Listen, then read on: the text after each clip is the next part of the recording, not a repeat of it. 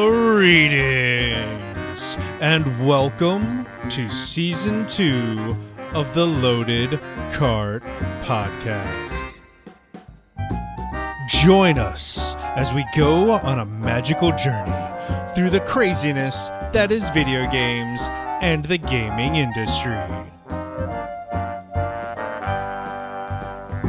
In this week's episode, we take a look at the history of the Battle Royale genre. Winner, winner, chicken dinner.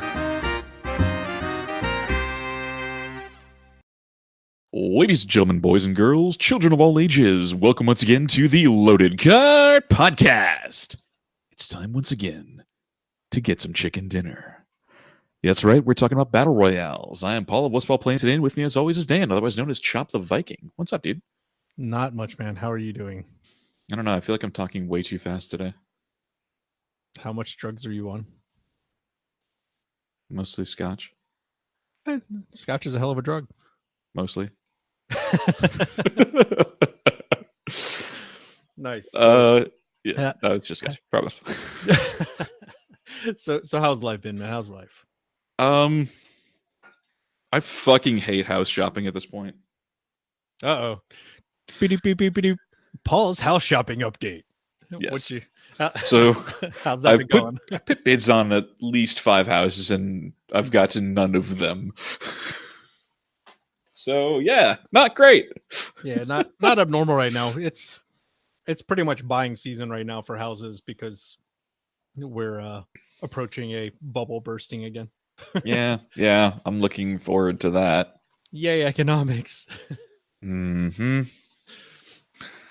Yeah, we're actually at the point where we are just in a situation where we're probably going to end up refinancing our house in the very, very near future and finishing our basement because we're anticipating a big drop in the value of property around here, which is going to be funny because like literally at the other end of the street that I live on, like about a mile and a half down the road, there's a new subdivision being built, and their homes start in the 500,000s. And they haven't actually started construction on any of them yet. They're like doing the street layout and subdividing the lots and stuff. But, oh dear. And like laying all of the sewer work before they start building the homes. But it's gonna be it'll be funny in like a year when they're not able to sell any of those because they're gonna be taking a loss on all of them. Probably. Man. I just damn it. Yeah. It sucks too because there's always this thing where it's like you find something, it's like, oh man, this is so perfect, I love it so much, and then like just someone snipes it out from under you. Either just swoops in and takes it, or like something weird happens and like for some reason the person just they don't give just radio silence. Oh my god. Like, okay, I have stories. So you remember when I went to Vegas a few weeks ago? Yeah. So I had put a bid in on a house that I like. That was the house of the former Marine that was in World War II. Remember I told you about him? Vaguely. Yeah. So that house, that was a fun trip to try and buy. So I put in an offer, which I thought was a pretty competitive offer. They'd wanted $149,900. I'm like, it's been on the market for almost a year. I'm gonna drop, I'll say $130. And there's a gazebo that was there that I wanted to keep. Yeah, you remember now. I see you laughing. There's a gazebo that I'm like, I want the gazebo. I'll offer you $130. Here you go. And they're like, no. Here, we want $143. Okay. Yeah, didn't they go up like over list price, or is that I think they wanted $144,900, I think, with the original price, and it was they were like, no, we'll offer $143. I'm like, okay, that's not anywhere close to where we want to be. I went up to $133, same offer, as like closing costs will be included in that offer. You'll pay closing costs and I'll keep the gazebo. And they're like, no, $147. Motherfucker, did I stutter? I finally offered $136 was my final offer, and that was very close to what they originally wanted. I think what it was 9 off. Yeah. I think that's pretty damn close to what they wanted. I'm like, well, I believe my text to Connor was like, tell them to please fornicate with a cactus. I never want to buy your house. And then I walked away. I believe my advice to you is that you should come back at like $5,000 lower than your first offer. Yeah. And offer to pay closing. Like, yeah. like do the opposite of what they did, and just to see how they react. Like, because I don't think it would cost you anything to make that offer. No, it does not. It didn't cost me a thing to go back and forth in the offers. Yeah. And I just flat said, you know what, just please take the nearest succulent, bend over, insert it directly into your anus. I'm moving on. Yeah, we actually had when we were going shopping for a house for the house that we currently own, we put in an offer for one of them, like a house in the neighborhood that one of our friends used to live in. Mm-hmm. And the guy accepted our offer literally only so that he could go back and tell the person he was currently in negotiations with, hey, I have this other offer and it's X amount of money above yours. Make me your best offer. But you'd already accepted an offer. Oh, he hadn't accepted an offer. He was negotiating. No, I know, but he accepted your offer. No, he entered negotiations with us also while negotiating with this other guy. So but you had said accepted, so that definitely threw me. Oh, sorry, that I did not. But yeah, he took our offer on board specifically to tell this other guy to give him a better offer, and yeah, it was kind of funny. The kids, this is super ethical and absolutely on the level. Yeah, the funny part about the house that we currently are in is we made our offer on it, and the guy balked at it initially because his realtor told him that VA loans are terrible and they always take forever and there's no way they're going to close in 30 days. No, that's not true. Normally they can take a while. It depends on the VA because the VA has to partially true an inspector, and like there's some extra steps you have to take, and it can take longer. But when you have someone who's a stay-at-home parent who literally their primary job would be responding to all of this paperwork as fast as humanly possible because you want to close in 30 days. Guess who Guess how fast you get it. Guess who wasn't ready to close in 30 days? Chucklefuck who was trying to sell the house. It was not us.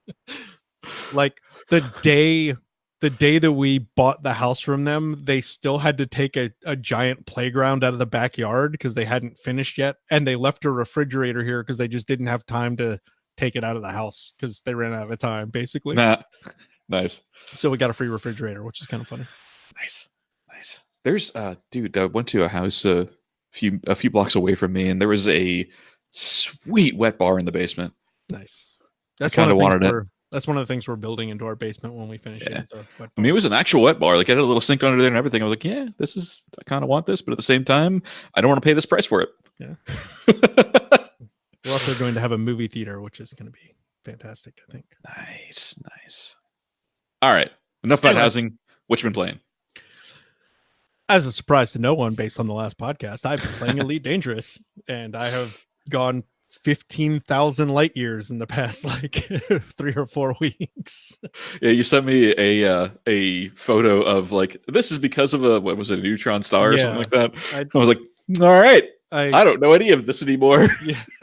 So in Elite Dangerous, one of the ways you refuel in the game is you use what is called a fuel scoop, and you kind of dip into the radioactive field around a star and scoop off energy from it and refuels your ship.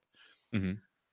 If you do this with a neutron star, because it has to be a main sequence star, and right. So if you do it with the neutron star, it will overcharge your frameshift drive.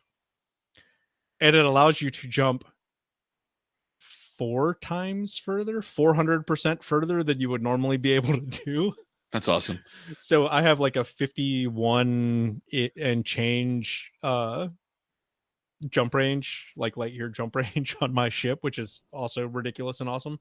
But I sent you a screenshot where I actually managed to jump 207 light years. which That's is awesome. it's cutting off 4 jumps on that thing, Yeah, but it actually let me do that jump. So I was like, screenshot. Let me just take a shot of it's this. fantastic. But yeah, it's been fun. There's been some really cool stuff. I actually just was checking my graphic settings the other day and it was on high, not like fully cranked graphics. So I like turned it up to ultra, like the highest graphic settings I could, just to see if my system could handle it.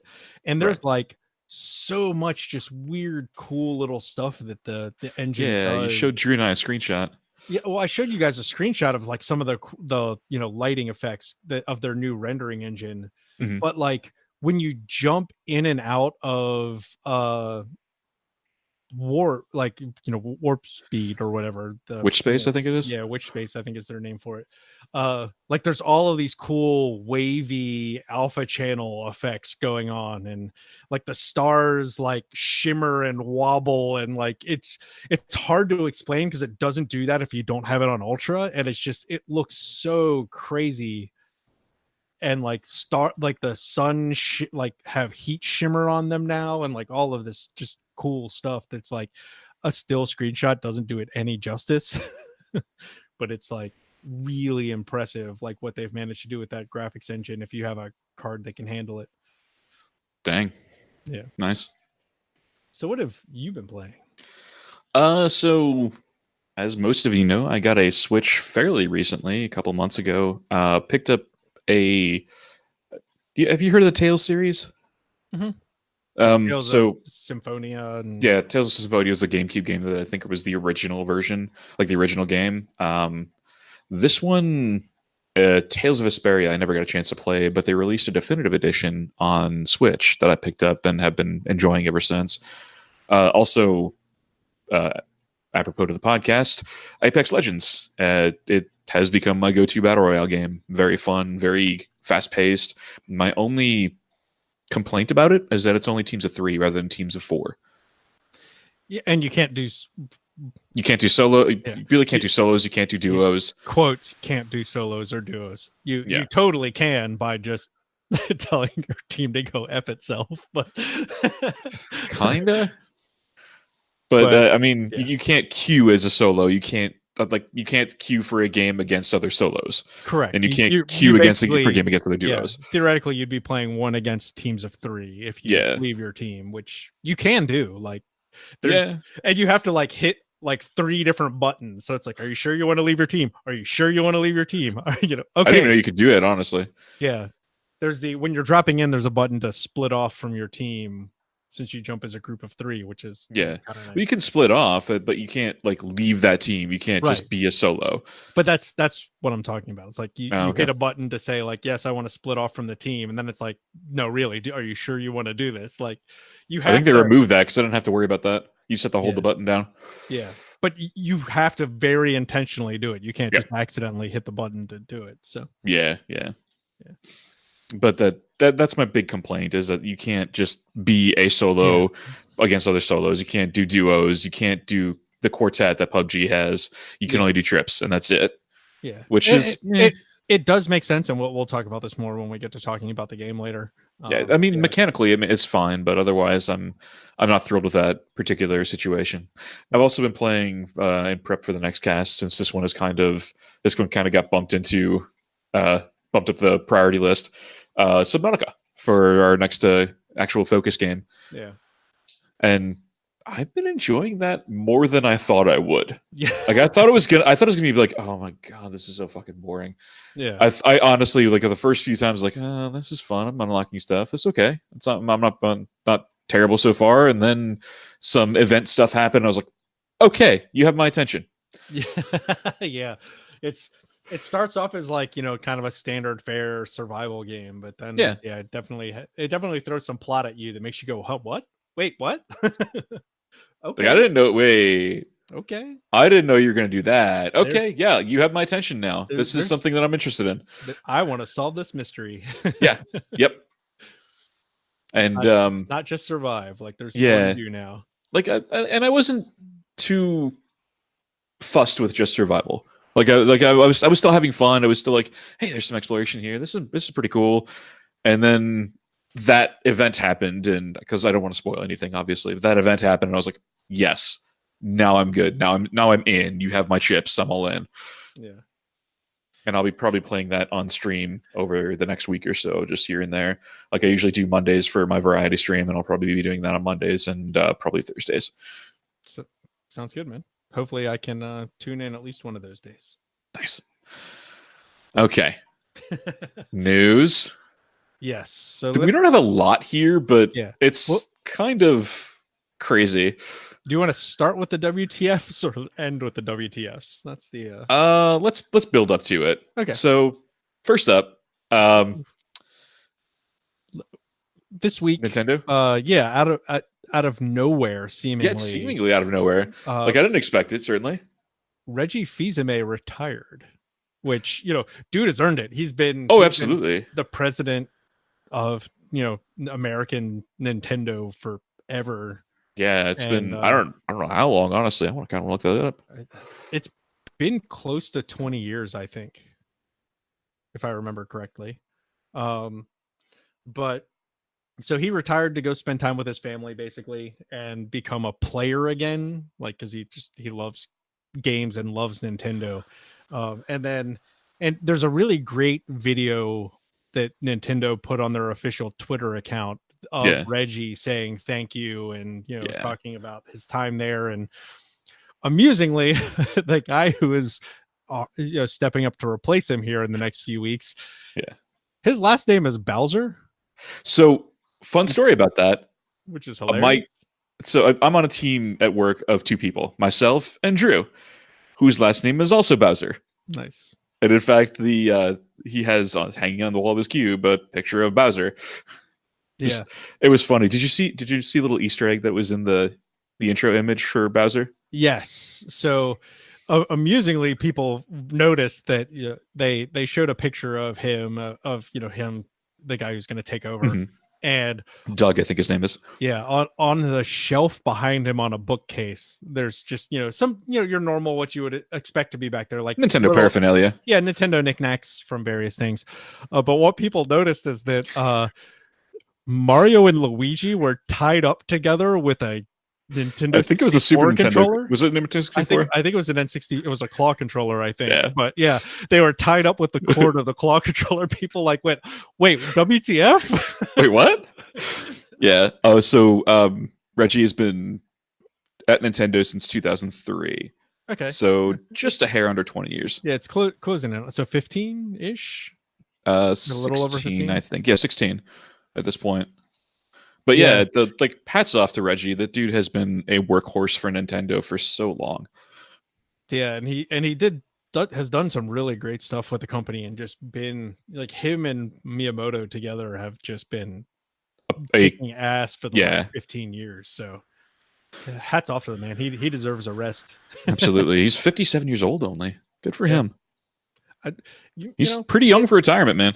He's going to feel the itch and head up some company at some point. Probably, yeah. Someone will pick him up, because when you have a CEO that is that experienced and has done that much good progress, and that passionate. Yeah. Like he was clearly passionate about Nintendo. Yeah, someone is going to pick him up. It's probably not going to be like a major game company, but Tesla needs a startup, honestly. Soon. It might be a new startup, honestly. Yeah. But he's an incredibly passionate, driven individual. He wouldn't have been head of Nintendo of America if he wasn't. Yeah, so he's going to be back in the game. He'll be back once he figures like, you know what, I'm bored. Yeah, I'd probably say within the next maybe 2 to 3 years, you'll probably see him. It depends on how young his kids are. Like if he wants to set them up into college and everything, once they go to college, he's probably like, yeah, I'm going to go back to work. Yeah, but there's also just the he's been at the grind nonstop for how many years? 15 years now at Nintendo, as long as I've been alive. And he's been doing things for 36 years. Yeah. And after a year off, he's probably going to be like, all right, I'm bored. Yep. This is great. I love getting to spend more time with my kids, but I'm ready to go back to work. So I loved everything about this retirement, but I'm not retired anymore. Yeah. Guys like that. I mean, like look at Bill Gates. Look at Yeah. all of the stuff Gates has done since he retired as CEO from Microsoft. I mean, yeah. he's not working for Microsoft anymore, but he's still, I mean, the Bill and Melinda Gates Foundation and working with, Common Core Everything. education and all kinds of other craziness. Quite literally everything. Yeah. But, excuse me. Congrats, Reggie. Thank you for everything. Really appreciate the Switch, buddy. Good job. And we look forward to seeing what you do next. Yes. Even if it's just, even if it's just being retired and a family man. Damn right. That's awesome too. All right. Next one. I'm super excited about this because for a long while I had silly dreams of becoming an Overwatch pro. Overwatch League Season 2 is live, and it has 8 new teams. So they originally started, I believe, with 1, 2, 3, 4, 5, 6, 7, 8, 9, 10, 11. They started with 12 teams. They added 8 new teams. They're now at 20. And I apologize if I butchered this. I don't speak Chinese very well, so I might butcher the pronunciations of these. Because a lot of them are from China. Like there's the Atlanta Rain, there's the Chengdu Hunters, the Gangshu Charge, the Hangshu Spark, the Paris Eternal, and the Toronto Defiant, the Vancouver Titans, and the Washington Justice. Those are the 8 new teams that have come to an Overwatch League. And sorry, go ahead. Is Washington DC or state? DC. Because just looking at this logo, I'm pretty sure it's DC. And it also says DC down here. Yeah, that's very much a DC logo. Nice. Yeah, I was just curious because it's totally fair. Absolutely fair question. Yeah, a lot of states, like you just have to differentiate because sometimes it means a team in Seattle and sometimes it means sure a team in Maryland. But they also if you noticed, every single team was a city, not a state. True. So they just followed up with that. But also, this one kind of made Daniel laugh quite a bit because during the first day of Overwatch League, Philadelphia Fusion was playing. I don't remember who they were playing last week. It doesn't matter. It really doesn't. But they went 2-0 after an appearance by the Philadelphia Flyers mascot, Gritty. Yeah, like he was dressed up to the nines in a Philadelphia Fusion jersey, came down with the team, flailing the flag for the Fusion, going wild because that's what Gritty does, the freaking crazy thing. And they went 2-0. Like, it was decisive wins, too. Gritty is a national treasure. He's a thing, all right. So Gritty is like the epitome of Philadelphia sports, which is why it's so great. Because ridiculous. So they spent 2 years designing him, which is hilarious. Like, just the concept of they spent 2 years on that.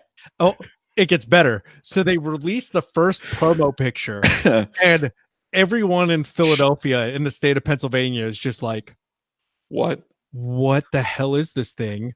Why did you give us this nightmare fuel?" It wasn't just the state.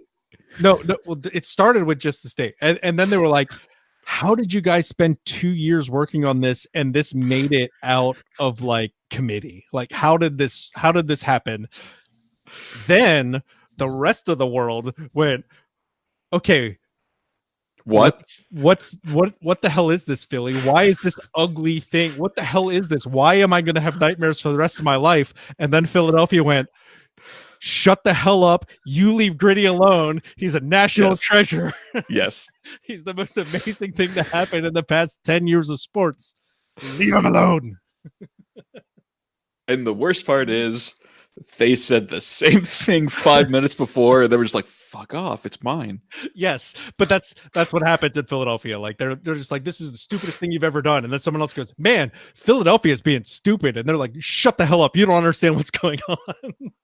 I tell you, it's the same thing in Buffalo and it's the same thing in Cleveland. I promise. Oh, I know, but Philadelphia, like, throws batteries at people and boos Santa. So it's like, I mean, we throw dildos at people in Buffalo. True. They say Tom Brady's dildo on it. Even better. But like, it's happened in 4 separate games, for crying out. and it should happen in every game. Moving on. But the funnier part of like what gets funny with Gritty is that he's basically like become this giant walking meme, which is absolute He has. solid gold. And He has props his to own, whoever's in the costume. he He's has his done. own verified Twitter channel. Yes. Like honestly. And they post all kinds of ridiculous stuff to it. There's a great picture from a couple of weeks ago where he was on the Colbert Show, like the Late Show with Stephen Colbert or whatever the hell it's called now, with Patrick Stewart. So there's this picture of Gritty in the middle, Patrick Stewart on one side, like holding his head like, oh my God, I can't believe I'm doing this. And Stephen Colbert on the other side, like, oh my God, I'm standing next to Gritty. It is like one of the most amazing pictures ever. And honestly, absolute props to whomever's in that costume because they've just knocked it out of the freaking park. Oh yeah. It's been incredible. The funniest part that you can't tell from any of the promo pictures is that he has giant googly eyes. So as like he runs around, the eyes like wobble all over the place, and it looks absolutely incredible, hilarious. There's also like a really great thing of the person who's inside of him can skate like really well. Oh yeah. After watching some of the Flyers games, dude's incredible. Yeah. So one of the things that a lot of hockey teams do, because it's just a thing that hockey teams do, where they do weird things where they get fans in the crowd and they race laps around the rink to win prizes. It's it's like the half court shot at basketball games that essentially people do, and college football games they'll throw stuff to try and win textbooks and all kinds of other crazy crap. But they did one at winter where they had people dressed up in these giant Santa suits to make skating even more awkward. And they're doing laps around the rink racing. And Gritty is dressed up in the Santa costume on top of his Gritty costume. Yes. And he skates around and he just knocks down all of the people racing and just like shoves them over and like and he's out racing Philly. All of these people. And it's like one of the funniest things ever. So he basically just comes out of nowhere and wins the race for no reason other than because Philly. Yeah, and it's fantastic. It's so funny. And I think he showed up at a Canadian hockey game that the Flyers weren't even playing at. Like, I mean, he's done all kinds. They do all kinds of just ridiculous stuff with him, which is fantastic, and they should do. So yeah. I'm totally linking his Twitter account in the show notes. So sure, why not? You should follow him because it's hysterical. Okay, there's two more bits of news. Do you want to do your personal news first, and finish it off with the other news? We'll do the WTF news first. Okay, go for it. Speaking of Overwatch League and wondering how it's going to be impacted by this, we got to talk about Activision Blizzard and there's WTF. There's actually been a lot more layoffs to the esports division. In fact, the bulk of that was the esports division. Yes, and customer service. Those were the two hardest hit departments by this. So as we've just kind of mentioned, Activision Blizzard laid off 800 people within the past couple weeks after reporting record profits for 2018. And they are restructuring to further make more profits and streamline things. And the board members of Activision Blizzard all got ridiculous bonuses, like in the tune of like $15 million each or something along those lines. Yeah. Something around that. And like we said, the customer service departments, like I think there was one in Ireland that is basically almost non-existent now. It was Cork. Yeah, because basically what they had been doing, and so the writing has been on the wall for a little while for the people at Activision Blizzard, because they had basically like a volunteer downsizing program where you could opt into taking a severance package and leaving the company, or if not enough people do this, they fire people at random, basically. It was a pretty generous package from what I've read. Yeah. My understanding is the downsizing program is still in effect, and like they are literally at this point like allowing people to leave if they want to, and if not enough people leave, there are going to be another round of cuts in the near future, which is absolutely crazy. the worst part is that this isn't unprecedented. Back in 2012, Blizzard cut 600 employees. The dev teams in this was before. I mean, Blizzard was pretty well blown up at that point, but at the same time, not nearly as huge. After this is pre-Activision merger, Yeah. so The well, and one of them you mentioned that in our notes that they cut a whole bunch of people when WoW originally released, but yeah, that's not abnormal. Like it's not. a lot of studios, they hire on a bunch of people, they finish to push to finish their big game, and then when Yeah, it releases, they cut back to the number of people they need to maintain the game and yeah, start working on the next one. So like that's a normal cycle in the system, but 800 people, to put it in perspective, like the teams that make AAA games like uh Assassin's Creed, it's a couple hundred. 100 to 200 some people, like Yeah, each, in the neighborhood of closer towards 200 on that scale. So yeah, 4 AAA studios worth of people got fired last week. yeah, yeah.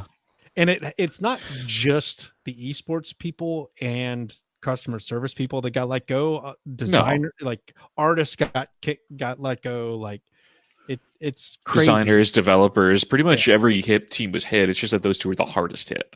yeah, and yeah, and Mm. it's scary that like now we know that they're outsourcing a lot of their work to mobile development companies, and Gee, what a surprise! yeah, it's Do you guys not have phones?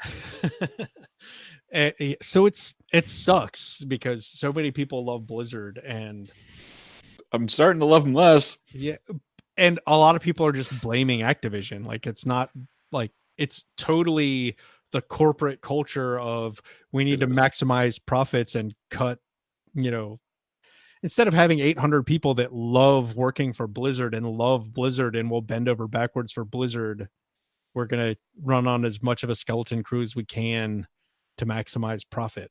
Yeah, And to make it worse, they have 0 releases on slate for 2019. I know.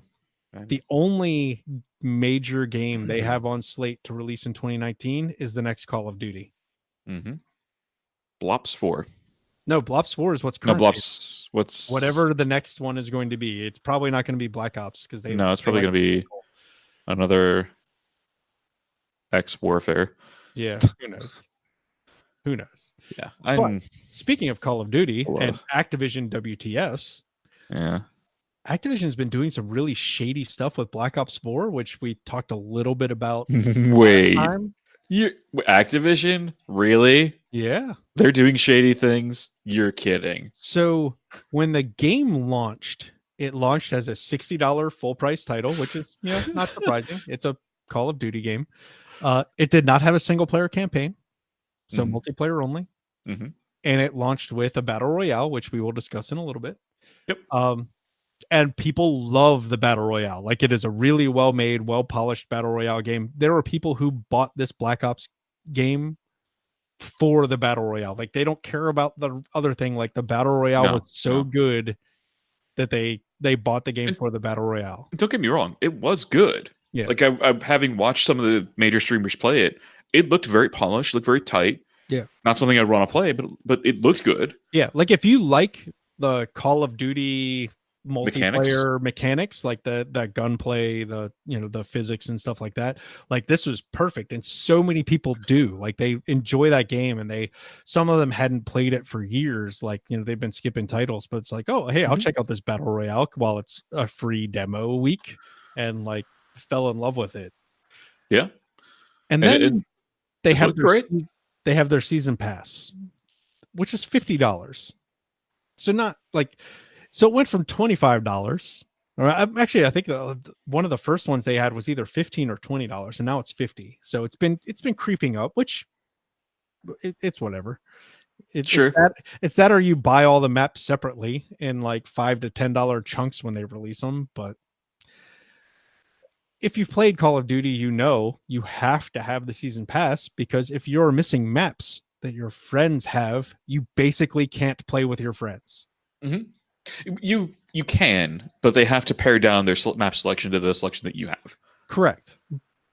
But they're not going like you just buy the maps. Like you just do. Like that's the way You'll just end up getting press ganged into it. Yeah. yeah. Like peer pressure. So effectively it's $110 game. Mm-hmm. Since launch, they introduced a microtransaction store. But they waited. It did not come out at launch. Wait, no, Activision? Really? That's surprising. So a few weeks after launch, basically, after all the reviews came out, after all the people bought the game at launch, suddenly there's a microtransaction store where you can, admittedly, you could buy the cosmetic items that you want. Like it's just I want this skin for that gun. I will buy that skin. I want this reticle. I'll buy this reticle, which is really ridiculously silly. Then eventually they have added more and more things to the point that now that they just announced a thing that's amusingly called, I think, Bank Heist or like the heist. The Grand Heist, maybe, I think is what it's called. So Payday? Basically. No, it's the inclusion of a new black market vendor who sells loot boxes. So now a $110 game has 4 different free-to-play microtransaction models. It's amazing, and had 0 at launch. All it had was a season pass at launch. Now it has 4. I'm going to drink this bottle before the rest of the evening. You know that, right? Yes. 4 free-to-play monetization models for a $110 game. That is depressing. And people are mad. Like, well, understandably so. Because it's one of those, like, there are people who would not have bought the game if these microtransactions had been in the game when it released. Yeah. As crazy as that is. So depressing as that is. Exactly. But all right. You have some personal news. Yes, I have some personal news. And my personal news is weird because I'm weird. That's not weird. That's weird. That's not weird. It's good. I think it's weird. I like this. So yeah. We talk a lot about game design on here. And we've talked a lot about how we both kind of dabbled in programming and making games and stuff like that from time to time. Edwin said dabble. I do it professionally. You make games professionally? No, but I program. Yeah. Okay. Fair enough, sir. So my goal is to also do this professionally, but I want to actually start making games. So that is what I'm going to be doing. So instead of playing games on Twitch and some of the other stuff I'm doing, I'm going to be making games on Twitch and talking about making games. And kind of my goal is to show like the whole messy process of how do you actually start an indie game company when you are working full-time, which, working full-time, my full-time job is, having twins that I have to watch all day and take care of all day, which, is definitely a full-time job. But the idea is that, like, I think a lot of people also share the same aspirations. Like, I would love to make games, but I just don't have the time. And it's like, okay, cool. I get a couple hours a day that I can devote to doing this. What can I do in a couple hours a day? And I have some ideas of things I'm going to do, like on YouTube with, like reviewing game dev books, because there's a whole bunch that I want to read. And as I read them, I can do like kind of subject-based videos based on topics in those books. And then at the end, I can review the book or whatever. But the idea is, like on Twitch especially, I'm going to be, going through designing things, looking at games that I'm, if I'm making a platformer, or if I'm making like a Legend of Zelda style game, right? To go through like A Link to the Past and other Legend of Zelda games and look at like, okay, how did they do their monsters? Like, how do they design their dungeons? Like, how do they map things out? How do they connect these things? And like kind of really dig into the nuts and bolts, and like, here's how a Koopa AI works, and here's what it does. And then then turn around and go, okay, cool. Can I replicate how a Koopa's AI works in a platformer game engine and like make a Mhm. platformer and try to replicate, the Mario Brothers monsters and how they work if I can. Like, and the idea is that I'm going to be learning the whole time, and also, Sure. you know, hopefully other people will find that interesting and also motivate people to kind of do some of the same stuff too, and show that like you don't need a ton of money, you don't need a ton of free time, you just, have to be willing to do Put it. in the work. Yeah. You have to shut up and actually do it, which, Yeah. I've been talking about it for way longer than I want to ever admit. And I went to school for it, for crying out loud. I almost did. Never did use that degree, did I? Yeah. But Rip. yeah, but that's the idea. It's like that's the stuff I'm going to be doing on Twitch from now on, and stuff that I'm going to be doing on YouTube. So I haven't actually spun off the YouTube channel that I'm going to be putting that stuff on. But if you have any interest in it at all, please do follow me on Twitch and come hang out and talk game design, and we'll take a look at some things and do some craziness and derp a lot and probably screw up a lot. But that's half the fun. Is I derp a lot learning anyway. learning from the stuff you do when you screw up, and because everything is a learning experience, whether you are successful or not. And yeah, be successful eventually. But it's kind of weird because I have basically 4 or 5 years that before the twins are off at school. And so like that's the goal, is to get it to a point where at that time where they're going off to be gone for half a day at, pre-K, I I can can go. actually do work. Yeah, Yeah. I can go. Yeah, now I got like 5 hours of coding I can do, and I can put in almost a full day of work every day. And Yep. yeah, that's the goal, is to turn this into a full-time gig. But I know that's really far down the road, which is Mhm. why I should start now, because yeah, there's an adage in YouTube, and a lot of other genres, but I always hear it a lot on YouTube, which is like, when is the best time to start a YouTube channel? 5 years ago. Yeah, pretty much. When is the second best time to start a YouTube channel? Right now. So Yep. that's what I'm going for, is diversifying what I do, but kind of that is the goal, and build a bunch of content around that, including Twitch and YouTube videos. So Mhm.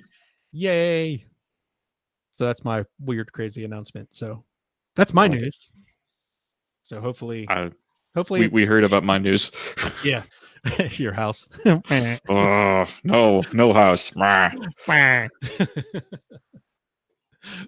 uh but anyway, let's shall we get to the topic? Yeah, absolutely. So let's get some chicken dinner. I'm hungry. Me too. Let's talk about Battle Royale games, or as they're known in China, chicken eating games. Yes, which I think is hilarious. That I think is baffling, but still funny. Yep.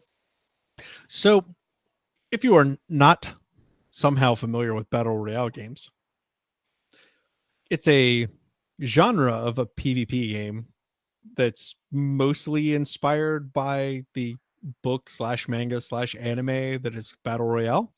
Mhm. And it's basically a last man standing deathmatch game that blends in elements of survival games, exploration games, and scavenging kind of mechanics. Loot Simulator 2019. Yeah, kind of. So a lot of them basically start with people having almost no gear on them, dropping onto random empty ghost town island, Mhm. and they run around picking stuff up and randomly finding randomly distributed loot. And eventually the playing area of the map gets smaller and smaller at random. Like it just picks a, concentric circle, and they close in and close in and close in until there's almost no space left. And if you are outside the little safe zone ring, you start taking damage until you eventually die. Mhm. and the last person or team left alive wins. Yay! And the chicken dinner thing comes from PUBG PUBG, because they have a thing. When you win, it just says winner, winner, chicken dinner. because it's just honestly, it's just clever and funny. Yeah. Yeah, it there's some more nuances to Yeah. various different games. There's the parachute mechanic that was that started in H1Z1? Uh, I don't know. I because I never played the first one. So there were some games originally built kind of that so there's a movie slash book series called The Hunger Games, which is based on Battle Royale. Yes. And there was a Minecraft mod called Hunger Games, which was based on Hunger Games, and it's a last man standing deathmatch game mode. I'm astonished they never made one. Huh? I'm astonished they never made one of these out of that. Yeah. There probably is one now, but uh the first known battle royale was a mod for Arma 2 called Battle Royale, which was very weird because it was a mod for an Arma 2 mod that's called Daisy, Mm-hmm. which is a crazy survival game anyway. And a modder known as Brendan Player Unknown Green Yeah. made the mod called Battle Royale in 2013. And eventually, when Bohemia Interactive decided to take the solo developer of the DayZ mod that worked for them, because he just kind of did it. He was bored one day and was like, "Can I make a zombie survival game out of Arma 2?" And the answer was, "Oh my god, this is popular, so let's make a standalone game for it." So he started making a standalone DayZ game using the Arma 3 engine. Green rebuilt Battle Royale mod for Arma 3 so it could be supported by the new standalone DayZ game. Mm-hmm. Um, but I'd never played the Battle Royale game, but apparently it still has a pretty big following. So, but I'd be willing to try it. DayZ has a pretty big following, so it's not Yeah, surprising. not really. Did that ever release, by the way? Like Yeah, a full release? Oh, it did? yeah, It's still shit? it was one of the first games to ever be in the early access program for Steam, and Mm-hmm. I think it took 5 years for it to finally get out of early access. But Is it still shit?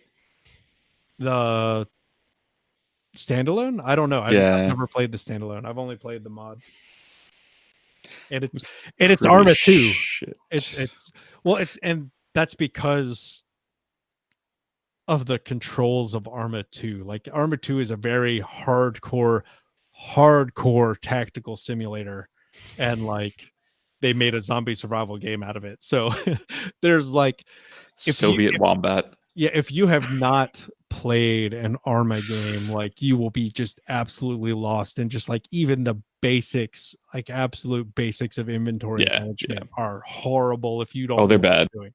Yeah. But it's because it's built on a game that's built on a game that's built on a game that's built on Operation Flashpoint. Soviet Wombat is the only thing you can think of. I have no idea what that is. Oh man. I got something to introduce you to later. Moving along. All right. So the next evolution of the battle royale genre was H1Z1 and their King of the PvP Kill. mode, King of the Kill, because it was two different modes. I think there was a Mhm. PvE and a PvP, and Yeah. then they split in H1Z1, the original one, was essentially DayZ. Yeah. It's called Just Survive, is Yeah. what it spun off into in 2016. And the PvP half, the Battle Royale half, split into King of the Kill, which still exists and is still an esports game. And there are people that still swear that it is better than PUBG because it is crazier and more vehicle based. Like there's lots more crazy stuff happens in the game, and it's much less realism based. I guess it depends on what you want out of a game. I mean, if that is your opinion, I don't share it, Yeah. but you're welcome to it. But yeah, So Daybreak Games hired on Brendan Green as a consultant to build their Battle Royale game, which is kind of funny. So the first two Battle Royale games are basically made by Brendan Green. Yeah, Which that doesn't surprise me. leads us into the PUBG. third Battle Royale game that is also made by Brendan Green. Yeah.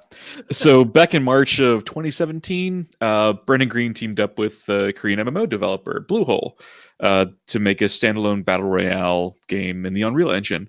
And it absolutely exploded. If you haven't heard of PUBG, where have you been for the past yeah, 2 I'm not years? sure what rock you're living under, but please lift it.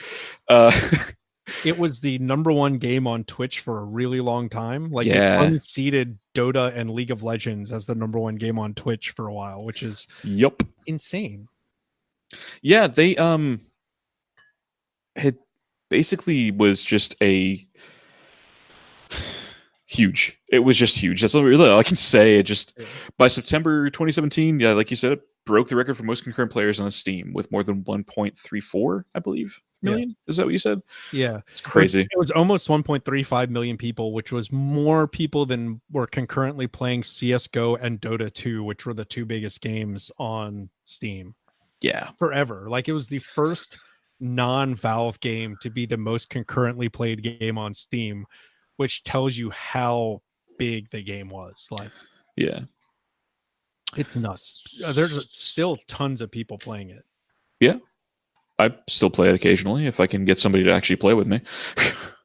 To pile on to that success, Epic decided, hey, let's do this thing too.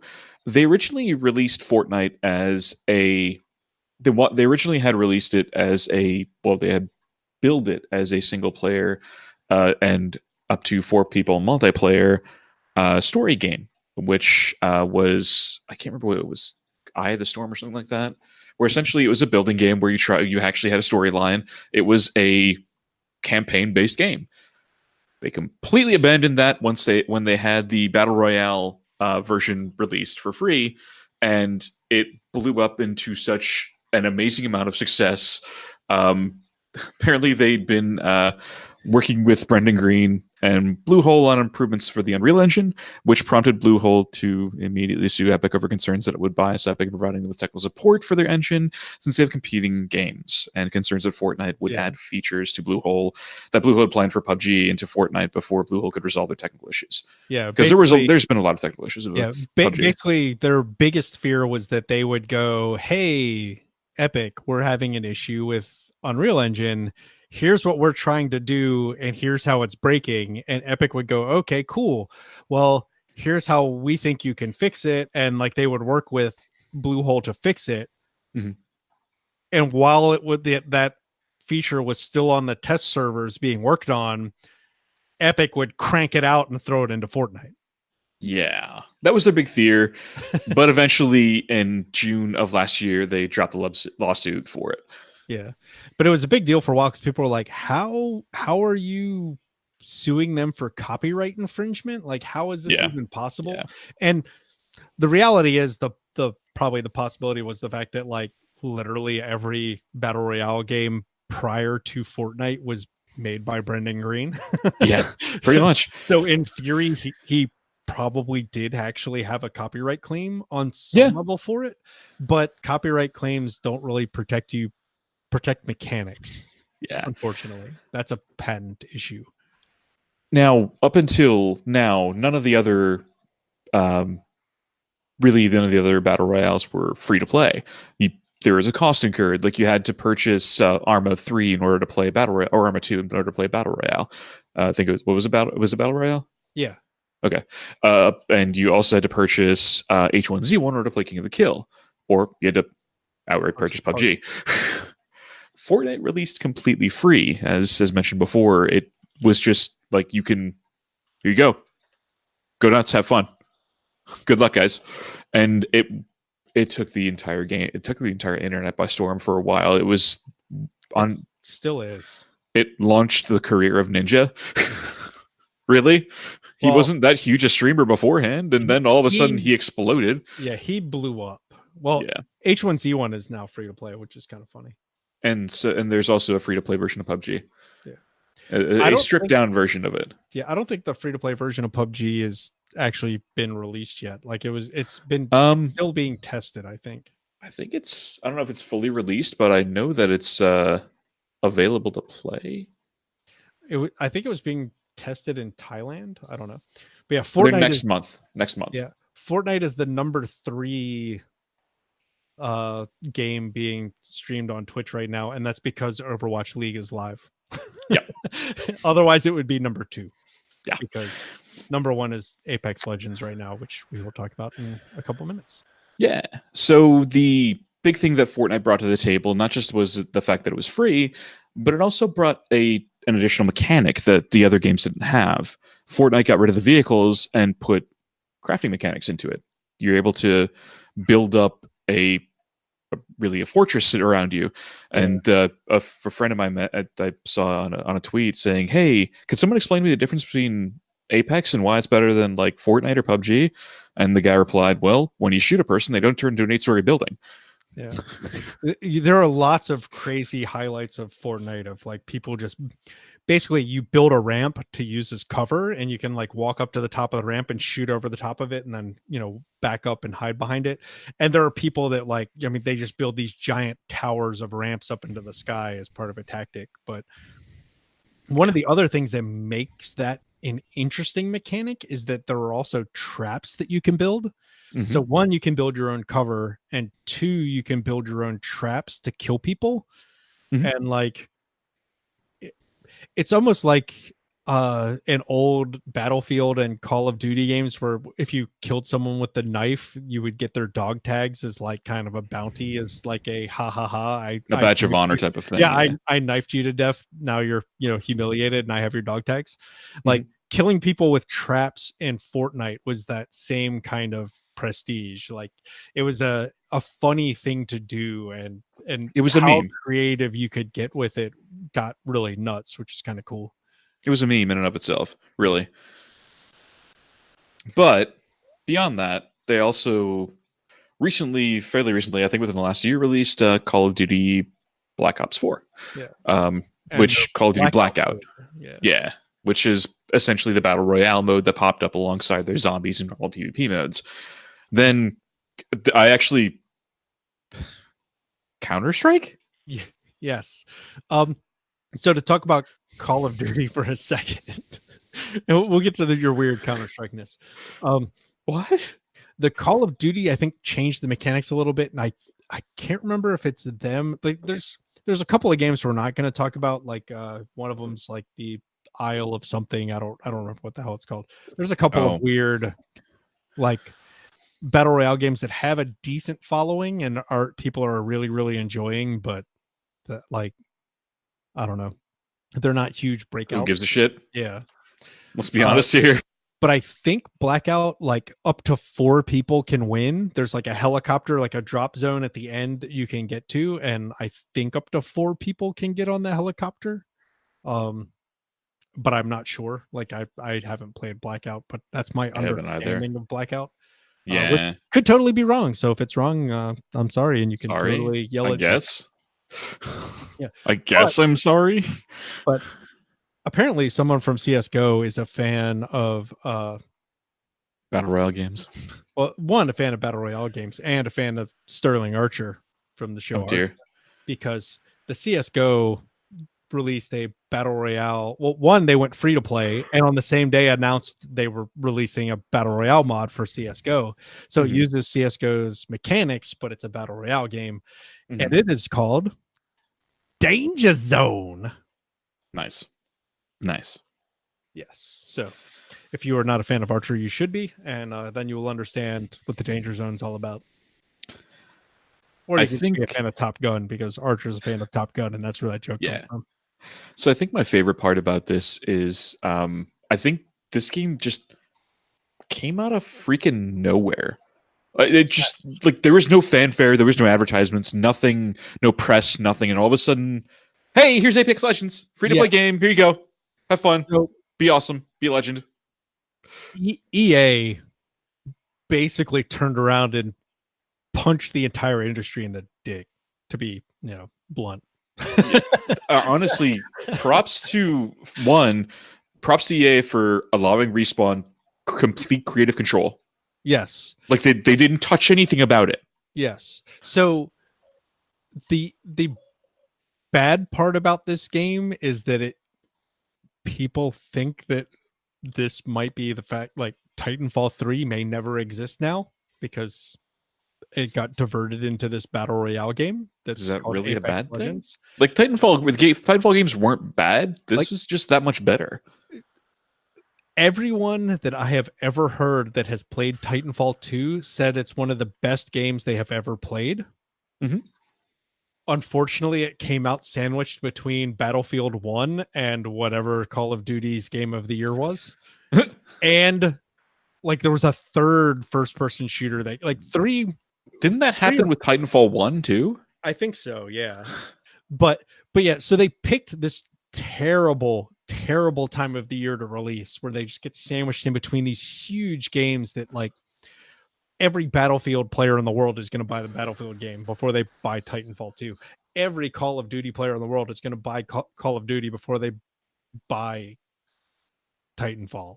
Like it's not going to happen. Like if they had waited a month, yeah, or 2 months, like we'd probably be seeing lots more people playing Titanfall. In fact, Apex Legends has done so well.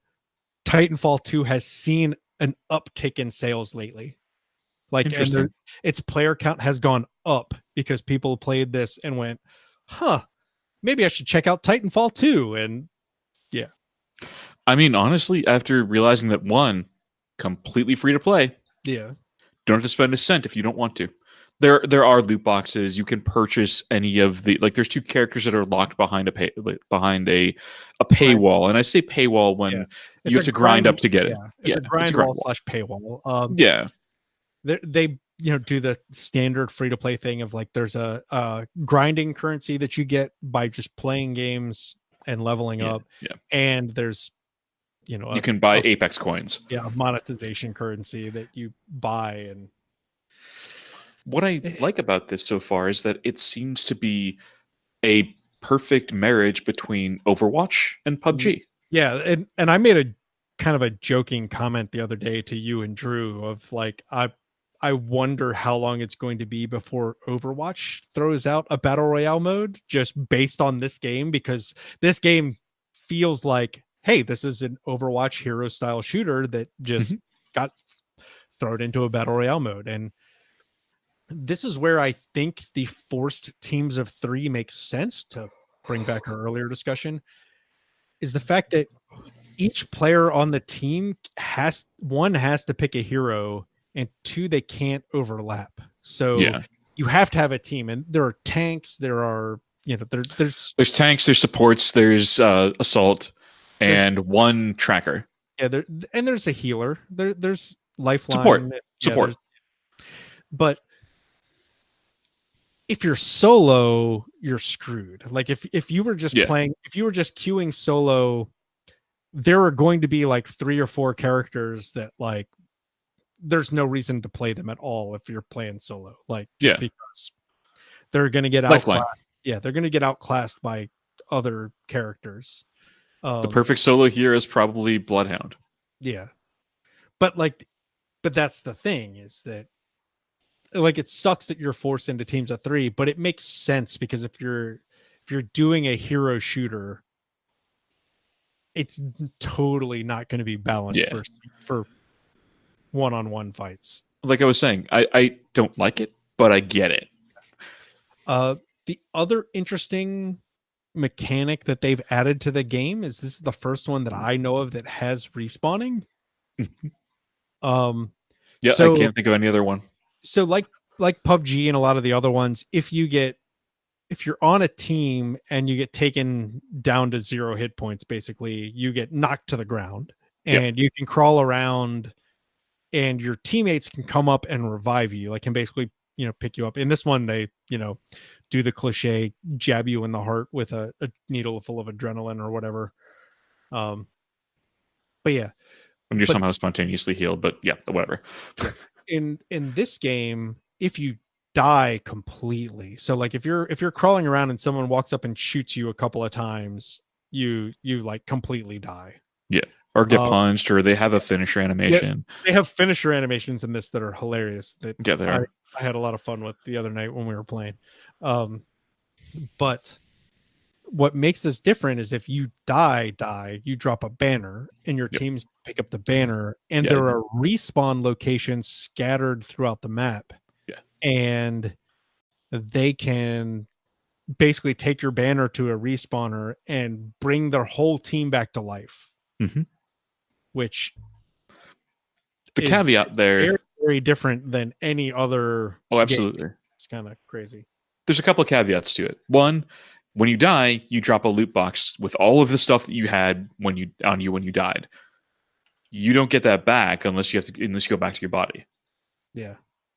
So the only thing that happens is that your partner picks up your banner. One of your partners picks up your banner. They respawn you, and you've got to basically completely grab your gear again from the ground up, which sucks. But at the same time, it's better than being eliminated. Yeah. Let's be honest here. Battlefield 5 failed miserably. Yeah. It, So it just yeah, did. the downside of Apex Legends being such like an amazing idea and like coming completely out of nowhere is that DICE is screwed. Mm-hmm. Like they are completely just hosed right now because Absolutely. when Battlefield 5 came out, they announced a battle royale mode called Mm-hmm. Firestorm or something like I that. can't remember. Yeah, It it's doesn't matter. yeah, it doesn't matter at this point in time. So they sold Battlefield 5 at full price without their battle royale mode. The battle royale mode at the time of this recording still doesn't exist. Nope, sure doesn't. It's still being worked on. It's supposed to come out soon, in quotes. Um, I don't think anyone is going to care. There's No. going to be the people who are still hardcore playing Battlefield 5 will play it, and I'm sure there'll people that'll pick it back up and tune in to check it out to see what it is. But like they basically shot themselves. EA shot themselves in the foot by Mm-hmm. releasing this game as a surprise out of nowhere. Yeah, they absolutely did. They But screwed themselves, and you know what? I'm okay with that. They're still making a ton of money from this, as well as the fact that it's such a huge, fun game. And that's the key word there. Fun. yes, It's really fucking fun. It's a very tight mechanic shooter that has guns that seem like they could exist in real life. It's just a fun game. Like you go, and it's short too. You don't get that same a feeling of dread and that long period between, like we were talking about this when we were first playing, like that long period of dread between bouts of frenetic activity in PUBG.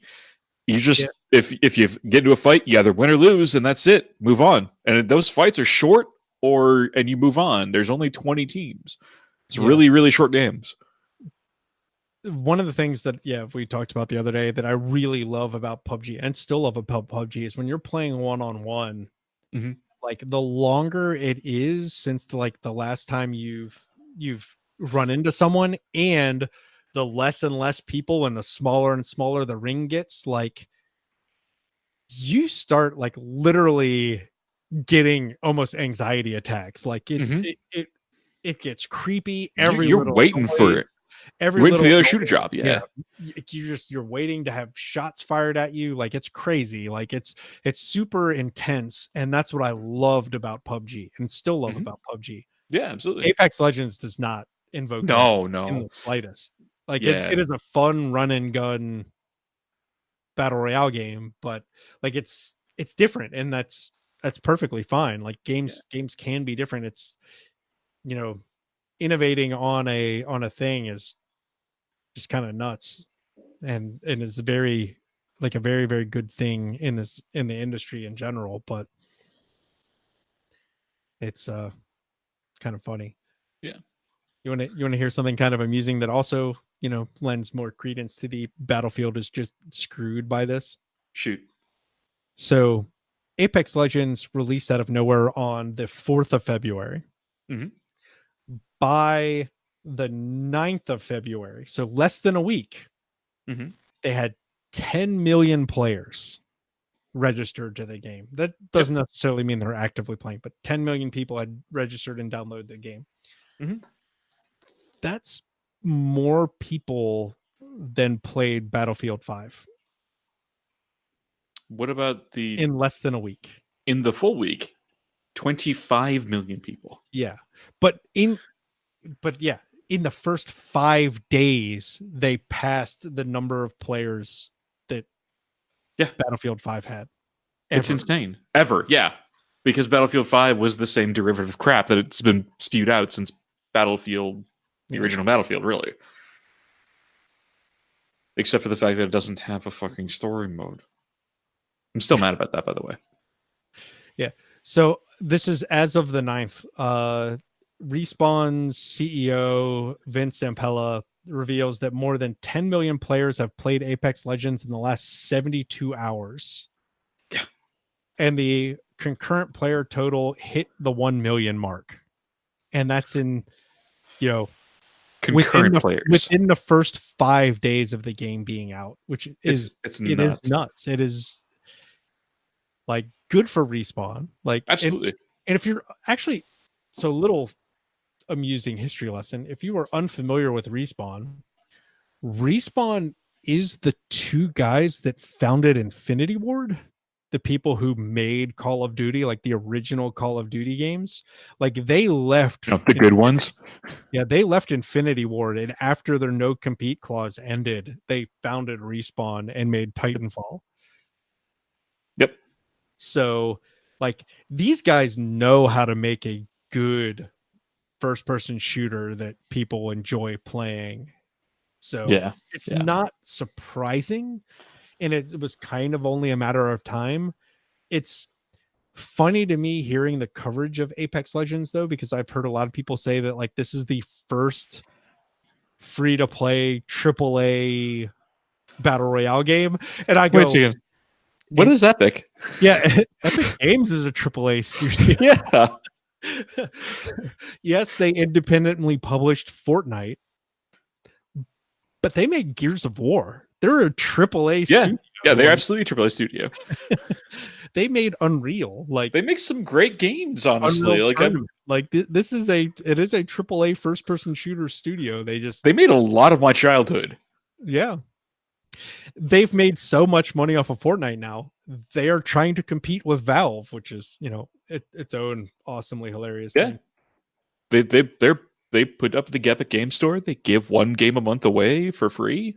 Mm-hmm. It's pretty awesome. Yeah, they were founded in 1991. 1992 is Epic Mega Games.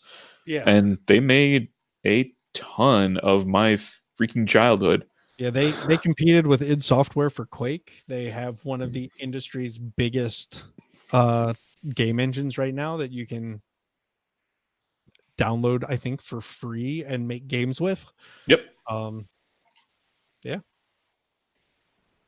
And apparently offering really good deals for people who release through their store after building games on their engine. Yeah, because Steam takes 30% off the top. That's just 30% of sales is theirs. Most digital stores do. Apple and that's does, fine. Google Play does, Steam does. Like it is a kind of an industry standard. Yes, but people are trying to axe that. And I get that. I totally understand why. They want more of the money to stay theirs. Mm-hmm. Completely understandable. So Epic is allowing them to do that. Epic, to be fair, is doing it to make their platform more appealing to developers. Yes. And that's fine. I get that. That's great. They're still making money. So are the developers. Developers are making more money. Yeah. It's great. It is fantastic for the developers, and it will help the Epic store grow. Yes. I mean, we'll see where they are a year from now. We'll see where they are 2 years from now versus Steam. Steam is a juggernaut. Steam is like literally the Amazon of video games. Mm-hmm. So it's going to be interesting to see what can start making a dent. Because their mountain is so enormous. It is. Yeah. Like to put it in perspective, EA Origin has not done it. Ubisoft No. has not done it. Like the biggest Wait. Why would you even mention Ubisoft? because they have their own store. They do, but it's only Ubisoft games. I know. So is basically EA's. The only ones I would say would can honestly be competition to Steam would be Epic. Well, originally Good Old Games was competition to Steam, then Epic, and that's really it. So Humble Bundle's in a weird place too because it is a great store, but they literally just sell. But they just sell Steam games. Yeah, yeah.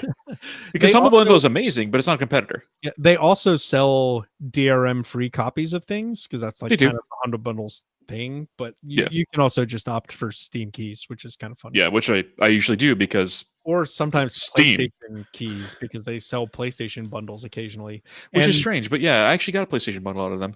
And weird news, very late in the show, if you didn't know, they sell Nintendo games on the Humble store now.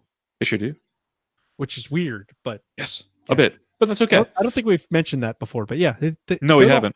Go to humblebundle.com and in their store, they sell Nintendo games now, which is kind of funny. Yes. So it'll be interesting to see if they like go on sale, or if they stay the same price as they would be in the Nintendo eShop. That would be interesting.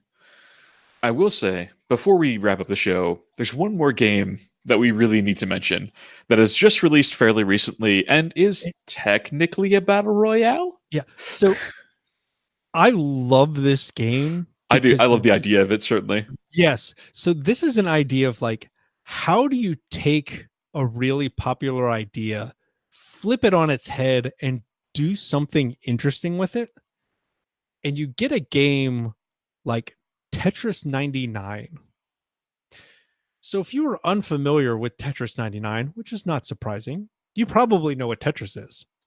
So if you've ever played a multiplayer Tetris game, there's a battle mode that they have in the game where a lot of times with two players, you'll be side by side, and as you clear lines, it sends junk to the other player where it'll half fill in a line and or fill in a whole line except for one square, and it fills up from the bottom and it just screws the other player over. Yep. So the way Tetris 99 works is that there are 100 players at the start of the game, and you have a little option in the corner where you can pick how you attack other players. So you can either attack people at random, you can attack whoever the current leader is, you can attack like the highest ranked person, so like the person in the game with the most number of wins, and then I think you can attack whoever is attacking you. Yeah. So what'll happen is as you clear lines, it'll send junk to the people that you have selected. And basically as people get eliminated, eventually goes down to a last man standing. As people clear more stuff, it goes faster. But like lately people have somewhat been complaining about Tetris games because the mechanics have been getting looser and looser, and it's easier to do stuff because there's like, previews of where your block is going to drop, and there's you can drop it and slide it around and all kinds of other craziness. But like this goes back to like old school hardcore Tetris mechanics, right?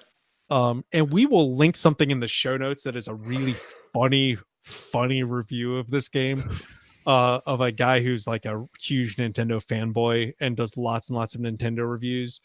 And his game of the year for 2018 was a Tetris game, which makes it even funnier because he reviews Tetris 99 and he like starts going he starts yelling at people, but he's like, I bet your game of the year last year wasn't a Tetris game because mine was, and like starts going all crazy about like hardcore Tetris mechanics and like how much he loves Tetris. And like the video is like literally called like the Fortnite Killer, I think. which was honestly hilarious. Which makes it even funnier. But like, oh, it's such a good review, and like just it's a really good showing of what the game is, and it's a lot of fun. It's very casual, And if you love Tetris, it's a great idea on top of Tetris. But Yeah, I don't know if it's free to play. I don't actually know it what is free to play. systems it's out on. I'm assuming It's it's out on the Switch, but I it is don't on know the if it's on, Switch. It is 100% free to play. yeah, I don't know if it's on anything else. I have It's zero not. idea. All I've ever seen about this game is this review and a couple of articles saying that it was out, but it sounds amazing. It looks amazing. And I highly recommend watching this review on YouTube because you will laugh probably a lot because this guy's a little crazy and very fanatical about Tetris. Tetris is a great game. I can't blame him. Yeah. So, All right. Anything else that?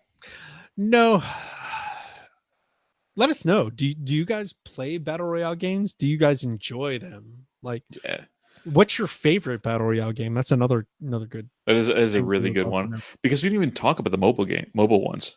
Yeah, but we're just kind of dipping in talking about the major ones. We really wanted to talk about Apex Legends because it is an interesting game and has been doing really good, and it's just kind Yeah. of interesting to look at like what has led up to it doing so well. Because if all of these other games didn't exist, this game would not be doing well. And I would not be surprised if you see uh Activision spin Blackout into its own standalone game that's free to play, Would not surprise me at all. especially with all of its, monetization free to play models that it already has built into it. So yeah, would not be surprised. Um, I actually joked the other day with you and Drew that I would love to see World of Warcraft do a battle royale PvP mode. Okay, apparently Paul's favorite Overwatch team just won, I'm assuming. No, no. The never The won a British match. The Shanghai Dragons just won. They haven't won yet. They didn't win at all last season. This is the first match they've ever won. That's cool. That's a good Yeah. start. But yeah, if you let us know what exactly your favorite battle royales are, that'd be great. Like we didn't get a chance to talk about like PUBG Mobile that came out, which is honestly more polished than PUBG, or any of the other numerous chicken eating games that have come out on the Google Play Store or the Apple Store. Let us know. And if you can do that by heading over to email us at podcast@loadedcartgaming.com, that goes to both of us. You can hit me at Paul Cluel, PaulClewell on Twitter. You can hit up Chop over there at the @LoadedCart. He runs that account, as well as his own @ChopTheViking.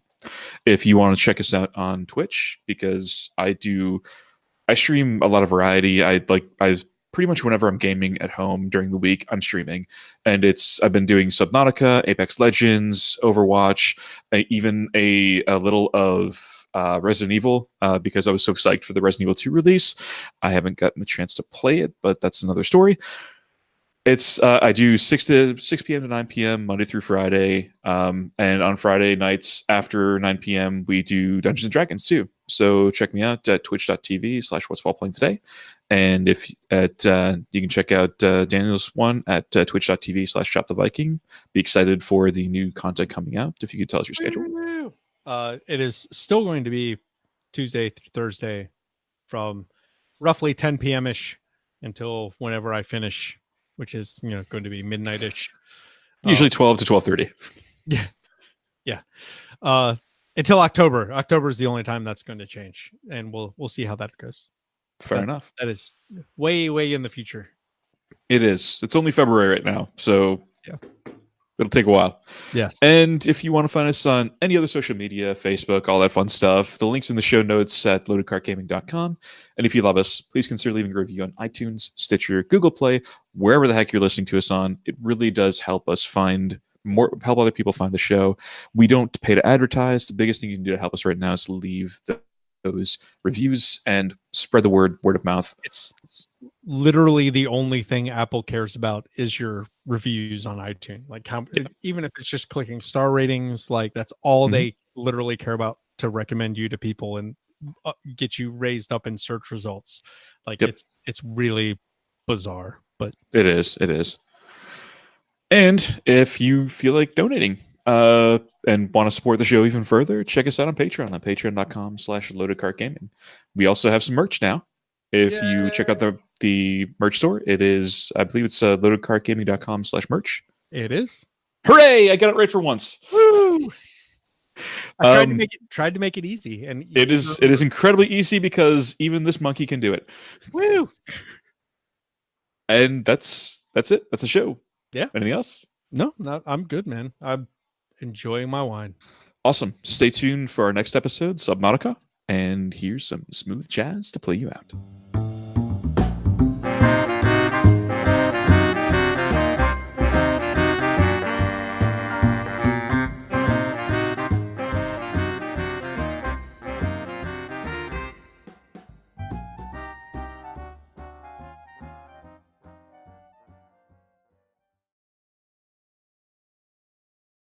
Sorry, moving along.